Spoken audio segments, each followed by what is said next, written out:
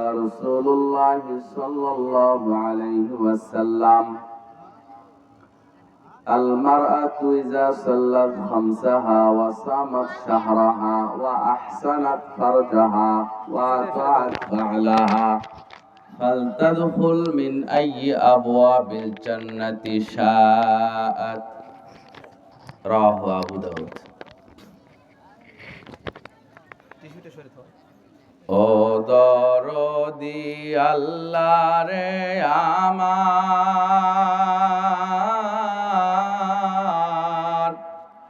নাই পরের সম্বল আল্লাহ রে মরি আল্লাহ ভাবিয়ারে পার করো দয়াল আল্লাহ রে। সকলেই বলেন আমিন। হাট করিতে আসলাম রে ভবে ইমান পুঁজি লইয়া চোর যে ছিল উৎপাতিয়া রে আল্লাহ সব নিল লুটিয়া আল্লাহ রে মরি আল্লাহ ভাবিয়ারে পার করো দয়াল আল্লাহ রে। রোজ হাসরের কঠিন দিনে যেদিন কেউ রবে না রোজ হাসরের কঠিন দিনে যেদিন কেউ রবে না তোর দয়া রহম বিনে রে আল্লাহ কেহই পার পাবে না আল্লাহ রে মরি আল্লাহ ভাবিয়ারে পার করো দয়াল আল্লাহ রে। লিল্লাহ তাকবীর আলহামদুলিল্লাহি রাব্বিল আলামিন।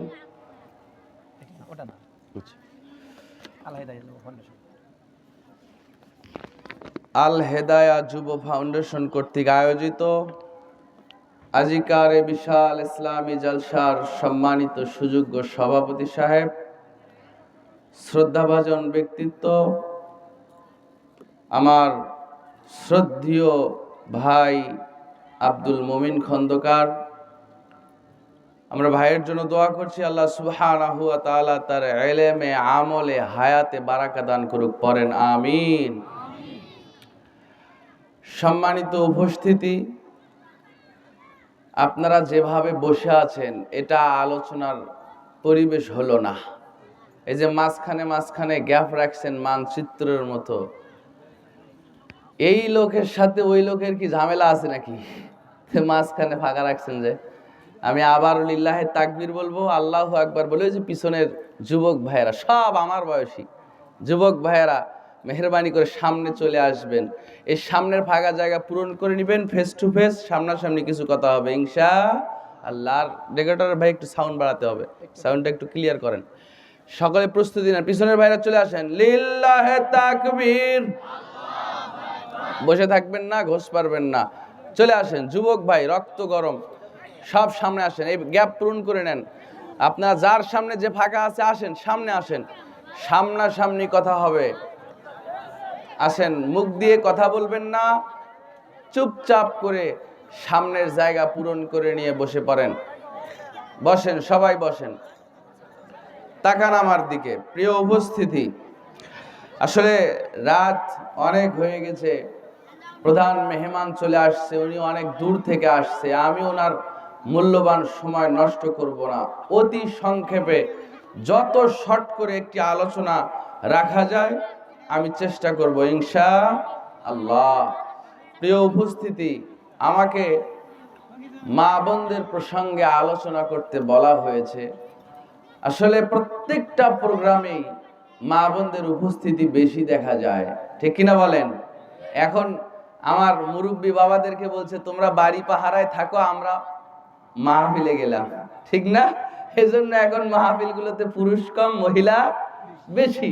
তো মা বোনদের যে বক্তায় আসে শুধু ওদের বিরুদ্ধেই ওয়াজ করে যায়। মায়েদের অভিযোগ শুধু স্বামীর খেদমত করো, স্বামীর খেদমত করো, স্ত্রীর খেদমতের কোনো ওয়াজ নাই। আসলে স্ত্রীর উপরে স্বামীর হক কি কি আমি সে বিষয়গুলো জানাবো ইনশাআল্লাহ পর্যায়ক্রমে। প্রিয় উপস্থিতি, শোনেন, মহিলাদের জন্য জান্নাত যাওয়া খুব সহজ। মহিলাদের জন্য জান্নাত যাওয়া খুব সহজ। মিশকাতুল মাসাবি 3254 নাম্বার হাদিস। ইমাম আলবানী হাদিসটাকে সহি বলেছেন, আমি খুতবায় পড়েছি। আল্লাহর নবী বলেন, আল মারআতু ইযা সাল্লাত খামসাহা ওয়া সামাত শাহরাহা ওয়া আতাআত বালাহা ওয়া আহসানাত ফারজাহা ফালতাদখুল মিন আইয়্যি আবওয়াবিল জান্নাতি শাআত। বিশ্বনবী বলেন, কোন মহিলা যদি 5 ওয়াক্ত সালাত, রমজানের সিয়াম, লজ্জাস্থানের হেফাজত আর স্বামীর আনুগত্য, এই 4টা কাজ করতে পারে, ফালতাদখুল মিন আইয়্যি আবওয়াবিল জান্নাতি শাআত, জান্নাতের 8টি দরজার ভিতর থেকে যেই দরজা দিয়ে ইচ্ছা জান্নাতে প্রবেশ করবে। সুবহানাল্লাহ বলতে পারলেন না? আর জোরে বলেন সুবহানাল্লাহ। তাহলে মহিলাদের জন্য জান্নাত যাওয়া সহজ না কঠিন? সহজ। এরপরেও বেশিরভাগ জাহান্নামী হবে মহিলারা। বেশিরভাগ জাহান্নামী কারা হবে? মহিলারা। ভলান্টিয়ার ভাই যারা আছেন, এই পরিবেশ নষ্ট করছে এরা। এই যুবকদেরকে একটু দেখেন, হয় ভিতরে পাঠায় দেন, না হলে তাড়ায় দেন। এরা আলোচনার পরিবেশ নষ্ট করছে। আল্লাহ বলছেন, যেখানে কোরআনের কথা হবে, কোরআনের তেলাওয়াত হবে, চুপ করে সেখানে শ্রবণ করতে হবে, বসে থাকতে হবে। এটা আদব।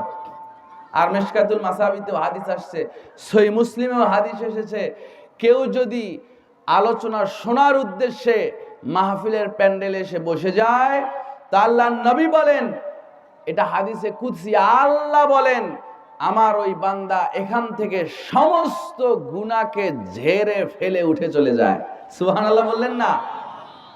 তো ফেরেশতারা জিজ্ঞেস করে, রব্বুল আলামিন, আপনার এক বড় পাপী ও রাস্তা দিয়ে যাচ্ছিল, ও মাহফিল শোনার উদ্দেশ্যে আসে নাই, দেখতেছে কে এখানে কোরআনের কথা হচ্ছে, তাই দেখে এসে বসে গেছে, আপনি কি তাকেও মাফ করে দিলেন? আল্লাহ বলেন, হ্যাঁ, আমি ওই পাপীকেও মাফ করে দিলাম। এটা মাজলিসে বসার ফজিলত, সহিহ মুসলিমের হাদিস। তাহলে বলছিলাম, 4টা আমল করলেই মায়েরা জান্নাত যাবে। এরপরেও বেশিরভাগ জাহান্নামী হবে কারা? মহিলারা।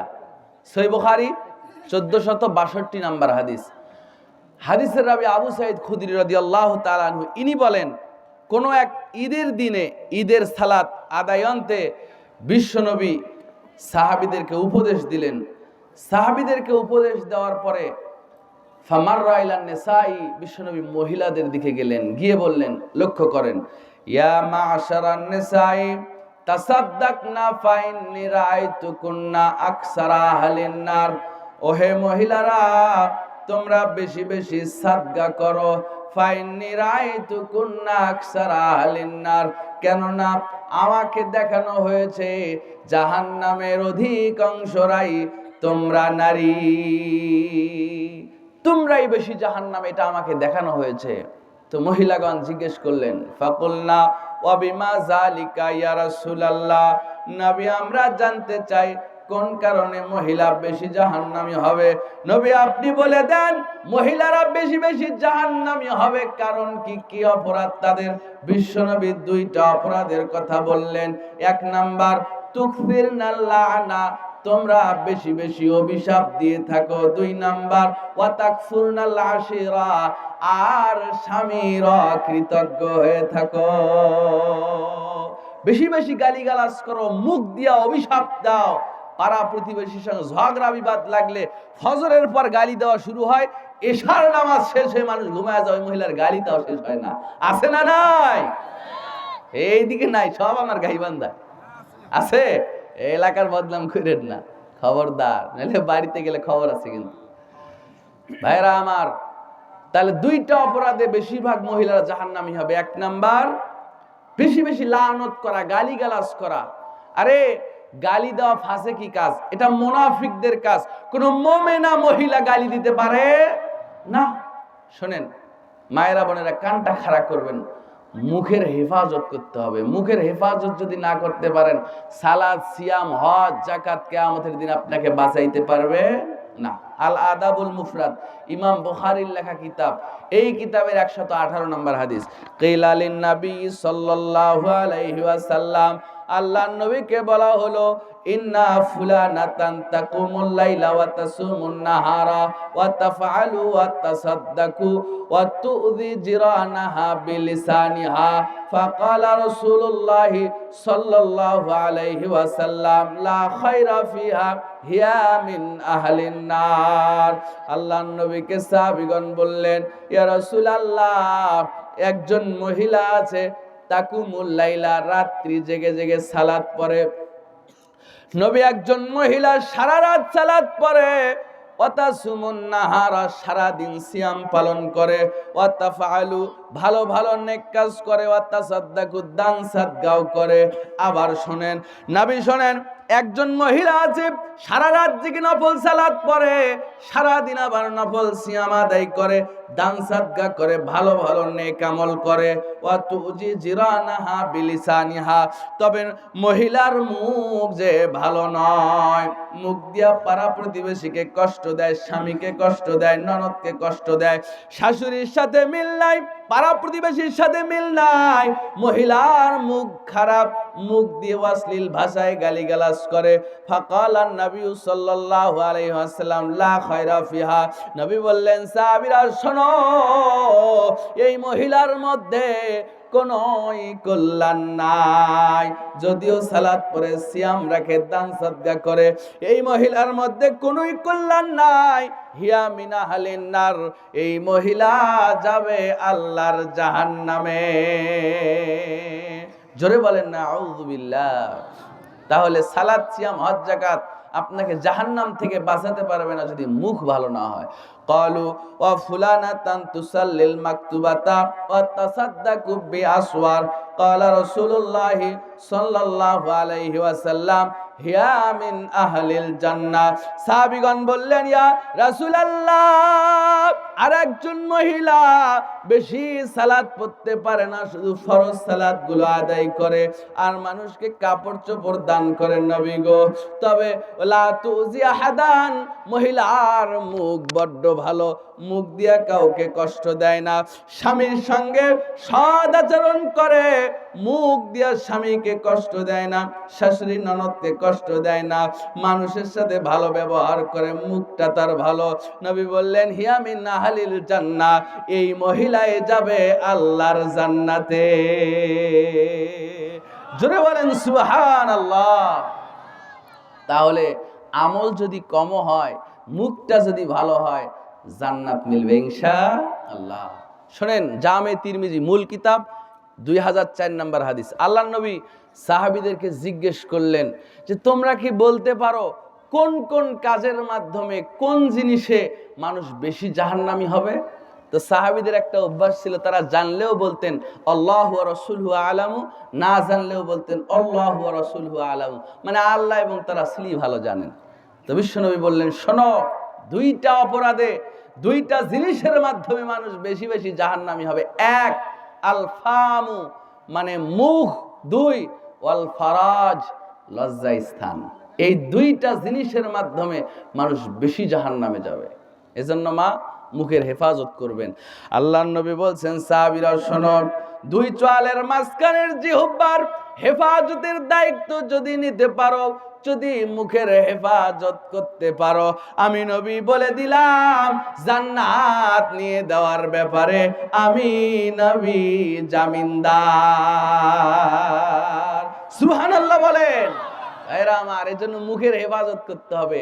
মায়েরা বোনেরা, মুখ দিয়ে কাউকে কষ্ট দিবেন না। দেখবেন শাশুড়ির সাথে ছেলের বউয়ের মিল নাই, ওই যে বড় জায়ের সাথে ছোট জায়ের মিল নাই।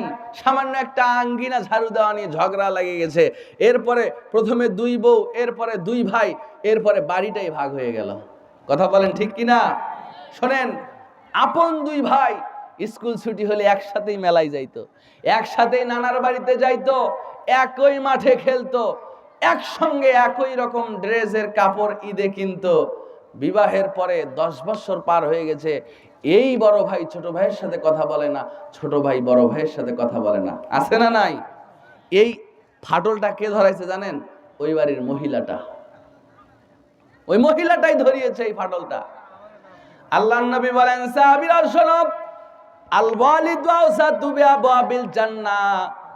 শোনেন, তিরমিজি 1900 নাম্বার হাদিস, 1900 নাম্বার হাদিস। আল্লাহর নবী বলছেন, মা বাবা জান্নাতের দরজা, ফাইন শাইতা যালিকা আও ইহফাজহু। কেউ চাইলে তার জান্নাতের দরজা ঠিক রাখতে পারে, আবার জান্নাতের দরজা ভেঙেও ফেলতে পারে। নবী বুঝাইতে চান, মা বাবা জান্নাতের দরজা।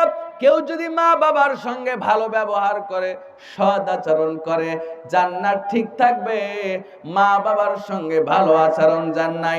10 বছর হয়েছে তুমি পরিবার নিয়ে, তোমার স্ত্রী সন্তান নিয়ে আলাদা খাও, ভালো মন্দ রান্না হয়, মা বাবার খোঁজ নাও না, দুঃখিনী মা। এমনও ঘটনা বাংলাদেশে আছে, দুঃখিনী মা ভিক্ষা করে খায়, আর ছেলের ঢাকায় 10 তলা বিল্ডিং। আছে না নাই? ধ্বংস হয়ে যাবে। বেশিরভাগ এই ঘটনা হয় বিবাহের পর। সুতরাং মা, তুমি যে এই মা ছেলের ভিতরে এই ফাটলটা ধরালে, এই সকালবেলা স্বামী বের হয়ে যায়, সন্ধ্যায় সারাদিন কাজকর্ম করে আসে। শোনেন, যখন পরিশ্রম করে কেউ বাড়িতে ফেরে, মাথাটা গরম থাকে না, একটু বিশ্রাম প্রয়োজন। বাড়িতে ঢোকার পর থেকে ঘুমের আগ পর্যন্ত ওই স্ত্রী কান পরা দিতেই থাকে, দিতেই থাকে, দিতেই থাকে। তোমার মা এইটা করছে, ওইটা করছে, ওইটা করছে, কান পরা দিতে দিতে মাকে ওই ছেলের চোখে শত্রু বানাই দিছে। এতটাই শত্রু বানাই দিছে, বাজার থেকে একটু পেঁয়াজি নিয়া ওই পকেটের ভিতরে চুরি করে পালায়া মায়ের চোখ ফাঁকি দিয়ে নিয়ে বইয়ের হাতে তুলে দেয়। আছে না নাই? অথচ আল্লাহর নবী বলেন, মা বাবাকে খাওয়ালে, মার মুখে আহার তুলে দিলে আল্লাহ খুশি হয়ে যায় এবং রিজিক বাড়ায়া দেন। সুবহানাল্লাহ বলেন। এই স্ত্রী একটু ঝামেলা হোক, আপনার সাথে একটু ঝামেলা হোক, 50 বছরে যা দিয়েছেন সব ভুলে যাবে, আর বলবে তোমার সাথে বিবাহ হয়ে 7টাই মাটি হয়ে গেছে, আমার মতো মেয়ের জন্য সংসার করে খেলো। অন্য মেয়ে হলে কপালে 7টা লাথি দিয়ে কবে চলে যাইতো, এই স্ত্রী বলবে, কিন্তু মা বলবে না।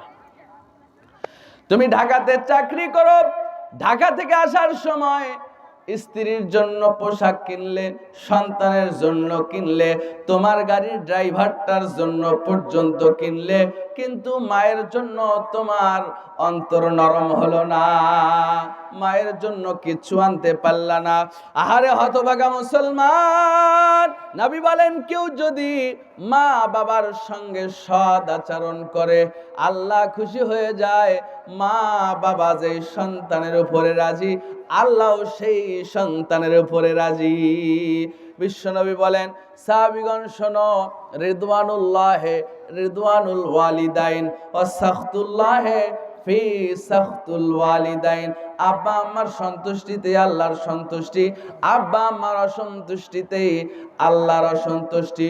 পুত্রবধূ যারা আছেন কানটা খাড়া করেন, প্রত্যেক পুত্রবধূকে বলবো, ওসিয়তটা মানবেন, দেখবেন সংসারে শান্তি ফিরে আসবে। প্রত্যেক পুত্রবধূর জন্য ওসিয়ত হলো, প্রত্যেকটা শাশুড়িকে নিজের মা মনে করবেন, নিজের মা মনে করে সবকিছু শেয়ার করবেন, সব, তাহলে দেখবেন শান্তি ফিরে আসবে। আর প্রত্যেকটা শাশুড়ির জন্য ওসিয়ত হলো, প্রত্যেকটা শাশুড়িকে বলবো, পুত্রবধূদেরকে নিজেদের মেয়ে মনে করা লাগবে।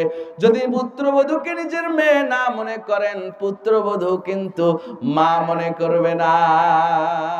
এজন্য মা মেয়ের সম্পর্ক যখন তৈরি হবে, তখনই রহমত দিয়ে ওই পরিবারটা ভর্তি করে দিবেন। সুবহানাল্লাহ বলেন। এজন্য মায়েরা খবরদার, মায়ের সাথে ছেলের ফাটল ধরাবেন না, সংসারে অশান্তি করবেন না। আর আপনাদেরকেও বলছি, বউয়ের কথায় নাইছেন না, বউ কান পরা দিবেই। বউয়ের কথা মায়ের কাছে বলার দরকার নাই, আর মায়ের কথা বউয়ের কাছে বলার দরকার নাই। একটু হজম করতে শিখতে হবে। কি করতে শিখতে হবে? কথা একটু হজম করতে শিখতে হবে। মায়েরা বোনেরা বুদ্ধির দিক থেকে দুর্বল, এটা আল্লাহর নবী বলেছেন। ওরা অল্পতেই বেঁকে যায়, অল্পতেই রাগ করে, কিন্তু আপনাকে বউয়ের কথায় দোলা যাবে না, হালা যাবে না, বউয়ের কথায় নাচবেন না। খবরদার শোনেন, বাড়িতে লাঠি আছে কার কার? হাত উঠান তো। লাঠি আছে? পরিবারের উপরে লাঠি চড়াও করতে পারেন এরকম লাঠি আছে কার কার? একজনেরও নাই? শোনেন, আমাদের একজন স্কলার বলেছেন, আরে যেই পুরুষের বাড়িতে বউ পিরানো লাঠি থাকে না, ও পুরুষই না। কি না? পুরুষই না। বউ বেটি কথা শুনবে না মানে? শুনতে বাধ্য। আমি সামনে একটু যাই, আবার এই আলোচনায় আসবো। তাহলে বলছিলাম, দুইটা অপরাধে মহিলারা বেশি জাহান্নামী হবে। কয়টা অপরাধে? দুইটা অপরাধে। তুকসিরনাল লানা ওয়া তাকফুরনাল আশিরা, সহিহ বুখারী 1462 নাম্বার হাদিস, তাওহীদ পাবলিকেশন। এক নাম্বার বিশ্বনবী বললেন, এই মুখ দিয়া বেশি বেশি গালিগালাজ করার কারণে, লানত করার কারণে মহিলারা বেশি বেশি জাহান্নামী হবে। দুই নাম্বার হলো আতাকফুরনাল আশিরা, স্বামীর অকৃতজ্ঞ হওয়া। মায়েরা বোনেরা কানটা খাড়া করেন, বিশ্বনবী বলেন, আল্লাহর নবী বলেন, কোন মহিলা মারা যাওয়ার পর স্বামী যদি একবার আরশের দিকে তাকায় বলে আমার স্ত্রীটা ভালো ছিল, আল্লাহর নবী বলেন তাহলে ওই মহিলাকে আল্লাহ জান্নাত দান করবে। সুবহানাল্লাহ। এত আস্তে বললেন, জোরে বলেন সুবহানাল্লাহ। মায়েরা বোনেরা তাহলে বুঝতেই পারছেন আল্লাহর পরে স্বামীর হক। বিশ্বনবী বলেন, সাহাবীরা শোনো, লাউ কুনতু আমুরু আহাদান আইয়াসজুদা লি আহাদিন লা আমারতুল মারআতান তাসজুদা লি জাওজিহা। মিশকাতুল মাসাবির 3255 নম্বর হাদিস এটা। নবী বলেন, সাহাবীরা শোনো, পৃথিবীতে কোনো মানুষ হয়ে কোনো মানুষের পায়ে সিজদা দেওয়া যদি জায়েজ হতো, যদি এটার বৈধতা থাকতো, আমি প্রত্যেকটা মহিলাকেই বলে দিতাম তারা যেন তাদের স্বামীর পায়ে সিজদা দেয়। এটা জায়েজ নেই, তাই আমি এই অনুমতি দিতে পারি না। তার মানে বিশ্বনবী স্বামীর গুরুত্ব বুঝিয়েছেন কত বেশি। ভাইরা আমার, ও পর্দার আড়ালের মায়েরা, কানটা খাড়া রাখেন, আপনাদের জন্যই এই আলোচনাটা। যদি মনোযোগ দিয়ে শুনে আমলে নিতে পারেন, আল্লাহর জান্নাত মিলবে ইনশাআল্লাহ। বলছিলাম স্বামীর মর্যাদা আপনার কাছে এতই বেশি, আল্লাহর নবী বললেন, খয়রুন নিসাই, নারীদের মধ্যে শ্রেষ্ঠ নারী তারা যার দিকে তাকালে স্বামী আনন্দিত হয়। স্বামী তাকালে শান্তি পায়, আরাম বোধ করে, আনন্দ পায়। এমন স্ত্রীরাই আল্লাহর নিকটে সবচাইতে প্রিয়। ভাইরা আমার, পর্দার আড়ালের মায়েরা, স্বামীর আনুগত্য স্বীকার করতে হবে, স্বামীর কথা শুনে চলতে হবে। আগে আমি নিজেও দেখতাম, ঈদের সময় বাড়ির যিনি গার্জিয়ান তিনি নিজে মার্কেটে গিয়া পরিবারের সবার জন্য মার্কেট করে নিয়ে এসে পরিবারের সবাইকে নিয়ে বসিয়ে বলতো, এই যে বড় মেয়ে এই জামাটা তোমার, ছোট মেয়ে এই জামাটা তোমার, ছোট ছেলে তোমার এইটা, তোমার এইটা। সবাই খুশি হয়ে যাইতো। এখন আর এই নিয়ম নাই। ঈদ চলে আসলে পরিবারের ছেলেরা মেয়েরা সব বাবার কাছে আবদার করে, এই ঈদে আমার বাজেট কয় টাকা বলো, টাকা কয়টা বাজেট সেইটা বলো। ১,৫০০ ২,০০০ টাকা দাও, আমাদের মার্কেট এখন আমরাই করব। ওই যে একটু আগে বলেছি, বাড়ি পাহারায় রেখে এবার 2 মেয়ে নিয়ে ওই মহিলা গেছে মার্কেটে। গোটা মার্কেটে পুরুষের সাথে ধাক্কা খাচ্ছে, দোকানদারের সাথে কথা বলতে বলতে হাসতেছে আর কথা বলছে। আরে তেল, সাবান, সোনো, পাউডার সব দিল এরা, আর এগুলো মাখায়া এই চেহারা দেখায় সব দোকানদারদেরকে। দেখে মজা মারলো কারা? দোকানদারেরা। আপনার লজ্জা হয় না? আল্লাহর নবী বলেন, জামে তিরমিজির হাদিস, লা ইয়াদখুলুনাল জান্নাতা সালাসাতুন আবাদান, 3 শ্রেণীর মানুষ কোনদিন আল্লাহর জান্নাত পাবে না। অনেক পাপী আছে জান্নাত যাবে, জাহান্নাম যাবে, জাহান্নামের এবার শাস্তি ভোগ করার পরে জাহান্নাম থেকে রক্ষা পেয়ে আবার জান্নাতে আসবে। নবী বলেন, সালাসাতুন লা ইয়াদখুলুনাল জান্নাতা আবাদান, 3 শ্রেণীর মানুষ কোনদিন আল্লাহর জান্নাতে ঢুকতে পারবে না, চিরস্থায়ী জাহান্নাম। 1 নাম্বার আদ-দায়ুস। দায়ুস ওই ব্যক্তিকে বলা হয় যার বউ বেটিকে নিজের কন্ট্রোলে রাখতে পারে না, যার স্ত্রী নিজের কথা শুনে চলে না, পর পুরুষকে নিজের রূপ সৌন্দর্য দেখিয়ে বেড়ায়, যার বেটি পর্দায় থাকে না, পর্দায় রাখতে পারে না, ওই কাপুরুষকে দায়ুস বলা হয়। আর বিশ্ব নবী বলেন এই হবে জাহান্নামী। 2 নাম্বার রাজলাতুম মিনান নিসাব। ও মায়েরা কানটা খাড়া করেন, বিশ্ব নবী বললেন 2 নাম্বার ওই মহিলা যে পুরুষের বেশ ধরে চলে, পুরুষের মতো জুতা স্যান্ডেল পরে, পুরুষের মতো জিন্স প্যান্ট পরে, লজ্জা বেঁচে খেয়েছে, পুরুষের মতো করে টি শার্ট পরে, কোনো ওড়না নাই, মাথায় কোনো ওড়না নাই, বুকে কোনো ওড়না নাই, টি শার্ট আর জিন্স প্যান্ট পরে পুরুষের মতো ভেল ভেল করে যারা রাস্তায় চলে, বিশ্বনবী বলেন জাহান্নামে যাবে, যাবে, চিরকাল জাহান্নামে থাকবে, কোনোদিন জাহান্নাম থেকে বেরোতে পারবে না। নাউজুবিল্লাহ বলেন। গ্রামেও চলে আসছে, আগে ঢাকা শহরে ছিল, এখন গ্রামেও চলে আসছে। কতটা নির্লজ্জ হলে, কতটা বেহায়া হলে জিন্স প্যান্টের সাথে টি শার্ট পরে রাস্তায় নামতে পারে। ভাইরা আমার, ও পর্দার আলের মায়েরা, খবরদার জিন্স প্যান্ট পরা যাবে না। জিন্স প্যান্ট পরা মেয়েদের জন্য চিরদিন হারাম। পরলে পড়তে পারবেন খাঁচার ভিতর। কিসের ভিতর? খাঁচা বুঝলেন না, মানে 4 দেওয়ালের ভিতর। শুধু স্বামী দেখবে, আর কেউ দেখতে পাবে না। জিন্স প্যান্ট পরে শুধু স্বামীর সামনে সাজসজ্জা করে যেতে পারবেন, আর পৃথিবীর কারো সামনে এই সৌন্দর্য প্রকাশ করা যাবে না।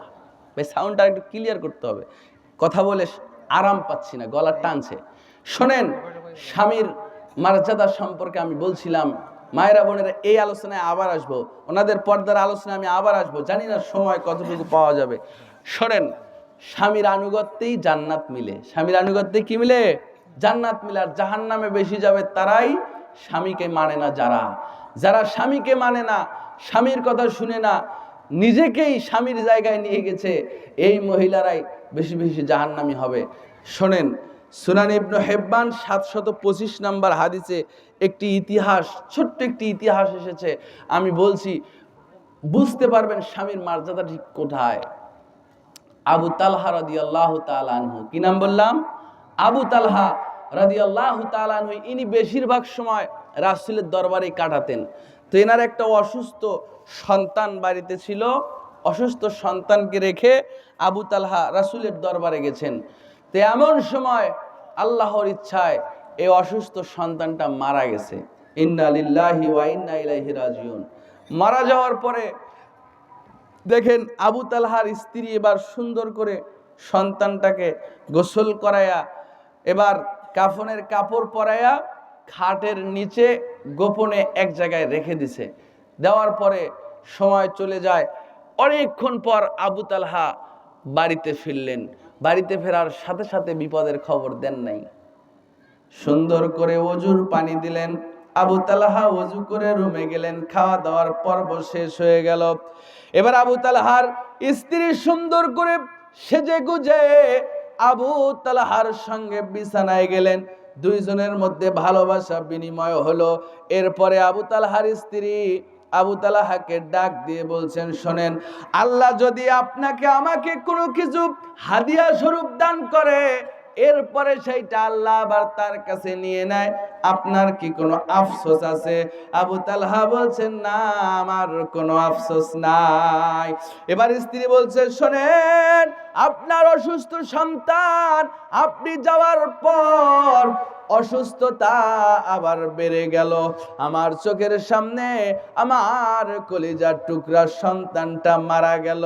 আমার সন্তানকে আমি নিজ হাতে গোসল করাইয়া, কাফনের কাপড় পরাইয়া খাটের নিচে গোপনে রেখে দিয়েছি। আবু তালহা রেগে গেলেন, এবার দাঁড়িয়ে গেলেন, রাগ হয়ে বললেন, এই কথা তুমি এতক্ষণ কেন গোপন রাখলে, আমাকে কেন বললে না? আবু তালহা রাগ হয়ে রাসূলের দরবারে চলে গেলেন। তার মনের মধ্যে ভয়, এই ঘটনাকে গোপন রেখে স্বামী স্ত্রী মিলিত হয়েছে, না জানি আল্লাহ নারাজ হয়ে গেছে। আল্লাহর নবীকে গিয়া ঘটনা খুলে বললেন। আল্লাহর নবী বললেন, রে আবু তালহা, তোমার স্ত্রীর জন্য শুভ সংবাদ, তোমার আর তোমার স্ত্রীর মাঝে আজকে যে মিলন হয়েছে, এই মিলনের মাধ্যমে আল্লাহ তোমাদেরকে আরেকটি পুত্র সন্তান দান করবে। আল্লাহর নবী বরকতের দোয়া করে দিলেন। সুবহানাল্লাহ বলেন। মায়েরা বোনেরা, বুঝতে পারছেন? সন্তান মারা গেছে, এই দৃশ্যকে গোপন রেখে স্বামীকে খুশি করেছে বিধায় আল্লাহ খুশি হয়ে গেছে। আল্লাহু আকবার। সুনান ইবনে হিব্বান 725 নম্বর হাদিস এটা। শোনেন, আরেকটু সামনে যাই, সময় দেখেন তো। হ্যাঁ, কতক্ষণ সময় পাবো? আচ্ছা চলছেন। আচ্ছা আচ্ছা, যখন আচ্ছা, শোনেন, আল্লাহর নবী বলছেন, সহিহ বুখারীর হাদিস, খায়রুন নিসাই মিন আহলিল জান্নাতি আরবান, জান্নাতি নারীদের ভিতরে শ্রেষ্ঠ নারী 4 জন। জোরে কোন তো কয়জন?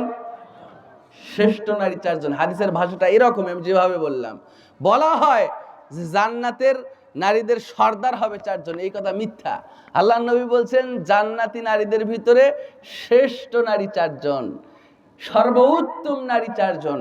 নাম্বার 1 বিশ্বনবী নিজ মুখে বলেছেন, 1 নম্বরে খাদিজাতুল কুবরা, 2 নম্বরে ফাতেমা বিনতে মুহাম্মদ, মুহাম্মদ সাল্লাল্লাহু আলাইহি ওয়াসাল্লামের কন্যা ফাতিমা, 3 নাম্বার মারিয়াম, 4 নাম্বার আসিয়া।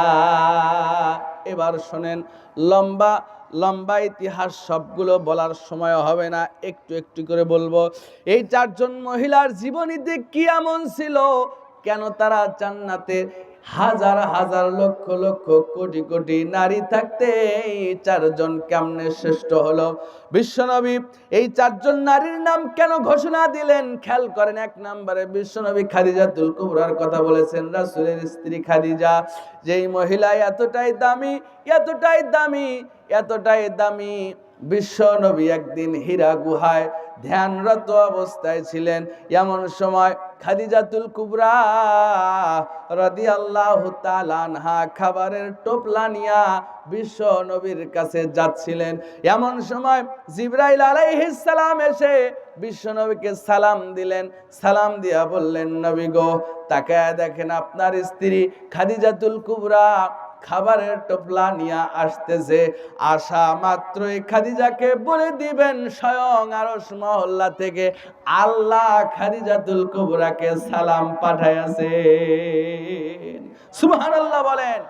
পৃথিবীর ইতিহাসে প্রথমবার রব্বুল আলামিন কোন মহিলার কাছে জিবরাইলের মাধ্যমে সালাম পাঠিয়েছেন, তিনি আর কেউ নয়, তিনি হলেন খাদিজাতুল কুবরা। কেন এত সম্মানিত হলো? আল্লাহ যার জন্য সালাম পাঠান, বলেন তো তিনি দামি না কম দামি? অবশ্যই দামি। খাদিজাতুল কুবরার রাসূলের সঙ্গে বিবাহ হওয়ার আগে বেশ কয়েক জায়গায় বিবাহ হয়েছিল এবং কয়েকটা স্বামী তার মারা যায়, যার কারণে সব স্বামীর সম্পদের মালিক তিনি হয়ে যান। অসংখ্য সম্পদের মালিক। ওই সময় মক্কায় সবচাইতে বড় ধনীর একজন ছিলেন খাদিজাতুল কুবরা। বিশ্বনবী তখনও নবুয়ত পান নাই। তিনি খাদিজাতুল কুবরার বাড়িতে কাজ করতেন, খাদিজার ব্যবসার দেখাশোনা করতেন। বিশ্বনবীর চরিত্র দেখে, তার সত্যবাদিতা দেখে, আমানতদারিতা দেখে, তার নাবিয়ানা চেহারা দেখে খাদিজার পছন্দ হয়ে গেছে। এবার একজন সখীর দ্বারা, তার একজন সঙ্গীর দ্বারা মুহাম্মদ সাল্লাল্লাহু আলাইহি ওয়াসাল্লামকে প্রস্তাব পাঠালেন, বিবাহের প্রস্তাব। বিশ্বনবী কোনো উত্তর দিলেন না। এসে চাচা আবু তালেবকে জিজ্ঞেস করলেন, চাচা যান শোনেন, আমি যার বাড়িতে চাকরি করি খাদিজাতুল কুবরা ধনী মহিলা আমাকে বিবাহের প্রস্তাব দিয়েছে, আপনি যদি বলেন তবে বিবাহ করব, আপনার অর্ডারের বাইরে যাব না। সুবহানাল্লাহ বলেন। এখানে শিক্ষা আছে, এখানে শিক্ষা আছে। রাসূল শিখাচ্ছেন বিবাহের সিদ্ধান্ত নিবে কারা? কথা মনে হয় বুঝতে পারেন নাই। যুবক ভাইদের জন্য এটা, বিবাহের সিদ্ধান্ত নিবে পরিবার, বিবাহের সিদ্ধান্ত নিবে আব্বা আম্মা। কিন্তু এখন যে পুরো উল্টোটা হয়ে গেছে। আল্লাহর নবী, তাকে বিবাহের প্রস্তাব দেওয়া হলো, কিন্তু তিনি চাচার কাছে গেলেন। আর এখন পুরোই উল্টাটা হয়ে গেছে। ছেলে মেয়ে আগে থেকে পছন্দ করে দুই পরিবারকে জানাই দিচ্ছে যে আমরা দুইজন দুইজনকে ভালোবাসি, বিবাহ দিলে ভালো, না দিলে তো দুইজন গেল। কথা মনে হয় বুঝতে পারলেন না, ঠিক কিনা বলেন? এজন্যই তো শান্তি নাই। সার্চ করে দেখবেন আজকে নেটে, বর্তমান বাংলাদেশে বেশি বেশি ডিভোর্স হচ্ছে। দিন যত যাচ্ছে বিবাহ বিচ্ছেদ তত বাড়তেছে। দিন যাচ্ছে ডিভোর্সের সংখ্যা বাড়ছে। এই যে নিজে নিজে পছন্দ করে তুমি ভালো মন্দ বুঝবা না, কোনটা ভালো কোনটা খারাপ, কোন পরিবার ভালো কোন পরিবার খারাপ তুমি বুঝবা না। আল্লাহর নবী বলছেন মহিলারা হলো আকর্ষণের বস্তু, তাদেরকে দেখলেই তোমার ভালো মনে হবে। তুমি নিজে নিজে পছন্দ করে বিবাহ করেছো, বিবাহের আগেই ভালোবাসা মোহাব্বত দিয়া তোমার ভিতরের সব ভালোবাসা শেষ করেছো, বিবাহের পরের দিন থেকে ভালোবাসা কমতে শুরু হয়েছে। কারণ আগেই তো 10 বছর প্রেম করে ওর ভিতর যত ভালোবাসা ছিল সব দেওয়া শেষ করছে, তো বিবাহের পরে আর দিবে কি? ভালোবাসা কমা শুরু হয়েছে, 1 বছর যেতে না যেতে ডিভোর্স। আর যদি আব্বা আম্মার অনুমতিতে বিবাহ করতে, তুমিও মেয়েকে দেখো নাই মেয়েও তোমাকে দেখে নাই, দুইজনেই অপরিচিত, বাসর রাত থেকে যে ভালোবাসা শুরু হতো মৃত্যুর আগ পর্যন্ত ভালোবাসা কমতো না। ঠিক কিনা বলেন? এজন্য বিবাহের ক্ষেত্রে পরিবারকে অগ্রাধিকার দিতে হবে, আব্বা আম্মাকে অগ্রাধিকার দিতে হবে। তারা পরামর্শ দিবে, খোঁজ খবর নিবে, কিন্তু মেয়ে তারা দেখতে পাবে না। মেয়ে দেখবে কে? ছেলে যে বিবাহ করবে সে দেখবে, আপনি দেখতে পারবেন না। এখন ছেলে আছে ঢাকায়, মেয়ের বাবাকে ফোন করে বলছে আমার বড় দুলা ভাই, আমার কাকা, আমার চাচা, আমার 2 বন্ধু দেখতে যাবে। বেয়াদব কোথাকার, লজ্জা হয় না তোমার? তুমি যাকে বিবাহ করবে তুমি দেখবে, তোমার দুলা ভাই দেখবে কেন? আরে বাপও দেখতে পারবে না, কারণ ওই মেয়েকে ওই মুহূর্তে বাবারও বিবাহ করা জায়েজ। কথাটা মনে হয় বুঝতে পারেন নাই? যে মেয়ে দেখতে গেছে ওই মেয়েকে বাবার জন্য বিবাহ করা ওই সময় কি চাইলে তার বাবাও বিবাহ করতে পারবে। ঠিক কিনা বলেন? এজন্য বাবার জন্য দেখা হারাম, বাবাও দেখবে না, দেখবেন আপনি দেখবেন মেয়েকে, মেয়ে দেখবে আপনাকে। কিন্তু এখন পুরোই উল্টা, একেবারে মনে হয় গরুর হাটের গরু দেখতে যায়। কুরবানির হাটে গেলে দেখবেন ওই যে পা খোরা কিনা, লেজ কাটা কিনা, শিং ভাঙা কিনা, দাঁত কয়টা উঠছে এগুলো দেখে না। এখন মেয়ে দেখতে গেলে বলে একটু চুলটা বের করো তো দেখি তোমার চুল কেমন, এবং দাঁত কোনো মেরা দাঁত আছে কিনা এইটাও নাকি দেখে। আস্তাগফিরুল্লাহ। আবার বলছে একটু হাঁটো তো দেখি তোমার হাট না কেমন। লজ্জা করা উচিত তোমার। ভাইরা আমার, বলছিলাম আল্লাহর নবী চাচার কাছে আসলেন, চাচাকে বললেন চাচা খাদিজার পক্ষ থেকে বিবাহের প্রস্তাব এসেছে, কি করব বলেন। আল্লাহর নবীর চাচা রাজি হয়ে গেলেন, নিজে খুতবা পড়ে খাদিজার সঙ্গে বিশ্ব নবীর বিবাহ দিলেন। আলহামদুলিল্লাহ, বিবাহ হয়ে গেল। লম্বা ইতিহাস। আমি বলছিলাম খাদিজাতুল কুবরা কেমনে জান্নাতের শ্রেষ্ঠ নারীদের একজন হলো, শোনেন। খাদিজাতুল কুবরা সবচাইতে বড় ধনী, আর ওই মুহূর্তে মুহাম্মদ সাল্লাল্লাহু আলাইহি সাল্লামের কিছু নাই, না আছে বাবা, না আছে মা, না আছে দাদা, কেউ নাই, মা নাই, বাবা নাই, এতিম, সম্পদ নাই, আছে শুধু সুন্দর একটা চরিত্র। খাদিজাতুল কুবরাকে বিভিন্ন ধনী লোকেরা বলে তুমি এটা কেমন কাজ করলে, তুমি সবচাইতে মক্কার ধনী পুরুষটাকে বিবাহ করতে পারতে, এমন একটা নিঃস্ব ছেলেকে বিবাহ করলে যার বাবা মা পর্যন্ত বেঁচে নাই, ইয়াতিম, একেবারে অসহায়। খাদিজাতুল কুবরা সহ্য করতে পারলেন না। একদিন তার নিজ বাড়িতে সব ধনী লোকদেরকে দাওয়াত করলেন, সব ধনী মানুষদেরকে দাওয়াত করে বিশ্বনবীকে সামনে বসায় নিলেন, ডাক দিয়া বললেন ও ধনী লোকেরা, ও আমার মক্কার সবচেয়ে সুনামধন্য মানুষেরা, তোমরা আমার স্বামীর ব্যাপারে অভিযোগ দিয়ে থাকো, তার টাকা নাই, পয়সা নাই, অর্থ নাই, তার বাবা নাই, মা নাই, ইয়াতীম। তোমরা বলো দেখি আমার স্বামী মুহাম্মাদের চরিত্র কেমন? সবাই বলল তিনি খুব ভালো মানুষ, তিনাকে মক্কায় আল আমিন ডাকা হয়, বিশ্বস্ত মানুষ, তার থেকে ভালো মানুষ একটাও নাই। এবার খাদিজাতুল কুবরা বলেন সমস্যা একটাই, তার টাকা নাই। তাই তো খাদিজাতুল কুবরা এরকম এতগুলো দলিল সামনে নিয়ে এসে মুহাম্মদ সাল্লাল্লাহু আলাইহি ওয়াসাল্লামের হাতে দিয়া সমস্ত ধনী লোকদেরকে সামনে রেখে বললেন শোনো, আমি খাদিজাতুল কুবরার যত সম্পদ আছে, যত জায়গা জমি আছে, যত ব্যবসা বাণিজ্য আছে, আমি আমার সব কিছুর